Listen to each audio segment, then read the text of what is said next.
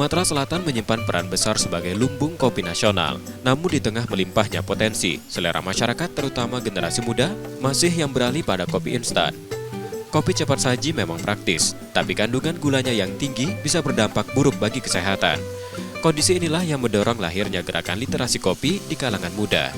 Salah satunya dilakukan Kopi Sriwijaya bersama Palembang Training Center.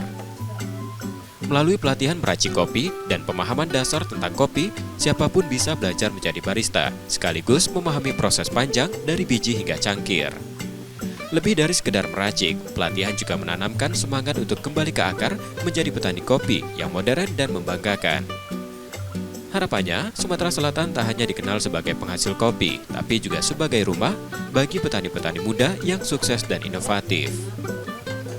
Ya, saya harap dengan adanya kita edukasi ke sekolah-sekolah maupun ke universitas dan kita adakan edu coffee sehingga menyebabkan anak-anak petani yang sekarang itu lagi berkuliah ataupun dia sekolah di Jakarta atau di Palembang itu bisa balik ke daerah asalnya untuk mengembangkan kopi Sumatera Selatan.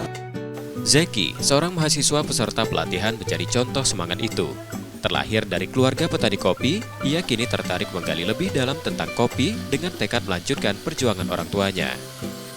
Kebetulan juga saya merupakan asli dari anak seorang petani, asli dari daerah Oku Selatan, yang dimana sedikit banyaknya saya tahu mengenai kopi karena kami adalah penghasil kopi juga. Dari sedikit banyaknya pengalaman yang saya dapatkan hari ini, mungkin sangat besar ketertarikan saya untuk melanjutkan perjuangan bapak saya menjadi seorang petani yang sukses, bukan hanya penghasil kopi, dan juga saya ingin membanggakan kedua orang tua saya untuk menghasilkan kopi, menciptakan produk kopi, dan juga membuat konsumen bisa menikmati kopi buatan saya sendiri nantinya.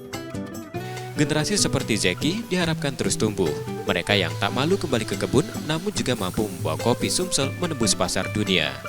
Dari cangkir ke ladang, kopi menjadi lebih dari sekedar minuman, ia menjelma menjadi jembatan antara tradisi dan masa depan.